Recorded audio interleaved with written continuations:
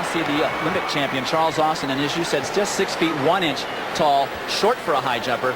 Made a great move at Atlanta when he had a silver medal in his pocket, took one jump at 7 feet 10, set the Olympic record, and won the gold medal as he here clears 7.6½ very easily on his first attempt of the competition. The last jump of 2.35 meters done very comfortably by Charles Austin alone, establishing a new record.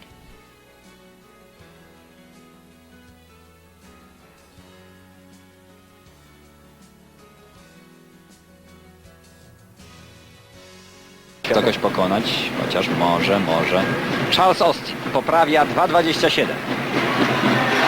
Pięknie wychodzi w górę, on ma zupełnie inny styl skakania od Sotomayora.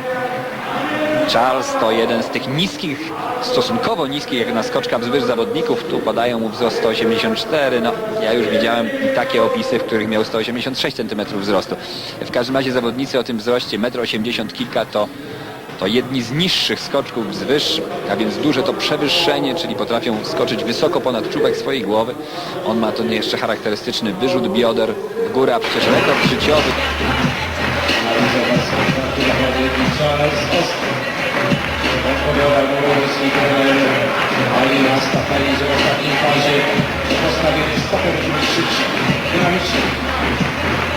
Dobre skoki, blisko zaliczenia tej wysokości 2,36.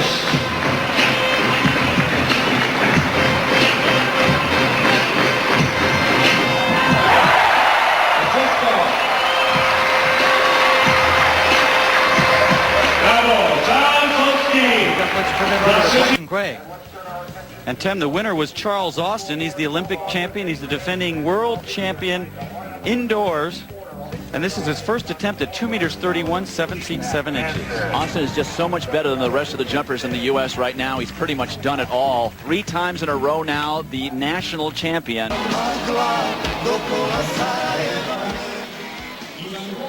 Olympic champion now, going for 227. Oh yes, he did it with inches to spare. And the crowd love it.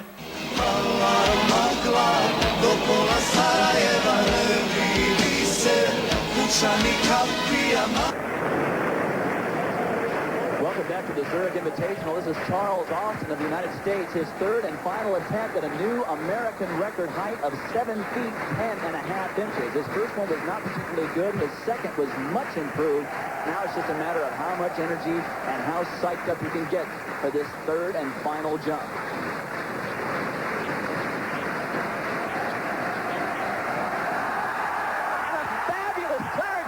And he doesn't even touch it on the way over. The crowd goes berserk. Austin acknowledges what a great jump it was. Outstanding clearance as he is congratulated by the now former American record holder, Horace Conway. Charles Austin bounding into his run up here, striding, great arm drive, and look at the hip height on this clearance. Barely brushes it on the way over, and he knew it was a good one. No one would have imagined coming into this competition that Charles Austin would have any chance of even jumping at an American record. Let's take a look at it on the point of view camera. Look at this hip height. Hips timed exactly perfectly on the way over. Charles Austin, what a surprise.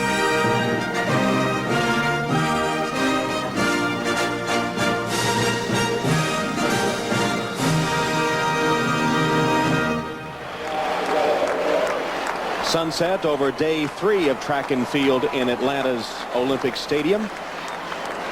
Our aerial photography being provided by Goodyear Infinitread. Now let's take a look at the high jump competition with Dwight Stones. And looking very, very good early on. Here is his first attempt at 7.4½. He has jumped 7.9¼ this year indoors and outdoors as well. Completely free of injury now. And he's figured out this surface as he's jumped here twice already this season. He's over easily on his first jump at 7.4½. And rest assured that his wife and 2 young sons are in the stands watching him. Austin, a very nice clearance. He has this facility figured out. He has been able to adjust his steps well here and take advantage of his great spring and his great speed the last 4 steps of his approach. Look for him to be right in the thick of things. Charles Austin, the only American in the final. All right, Tom, the bar is going up and the field is being thinned. Bar at 7.7 1/4 for Charles Austin. He's looked great this evening. He really has this facility straightened out, really understands what is happening. Third time that he has jumped in this stadium, and he's easily over 7.7 1/4. He's down way into the order, so he can watch a lot of the athletes in front of him have makes and misses ahead of him. Finally injury-free after so many years, the 1991 world champion. Little scrape with the right foot. Look at how he gets his height right on top of the bar. And with 75,000 screaming fans behind him, it's a heck of a boost.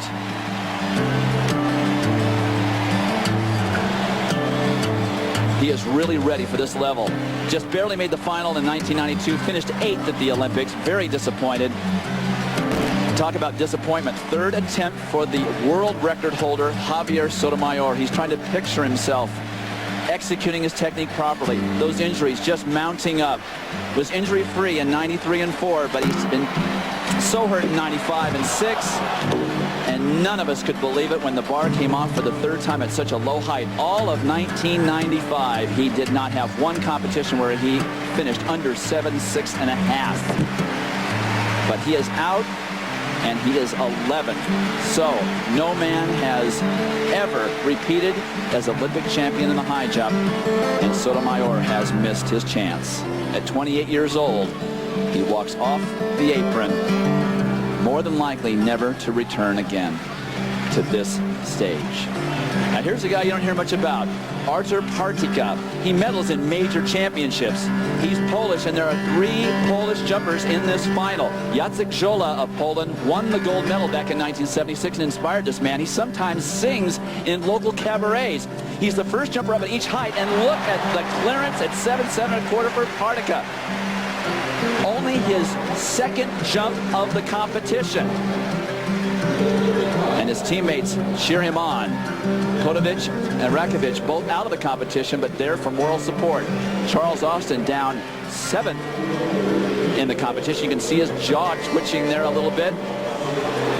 He's in San Marcos, Texas. And over easily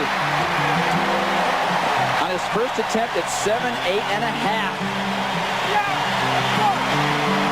He is serious.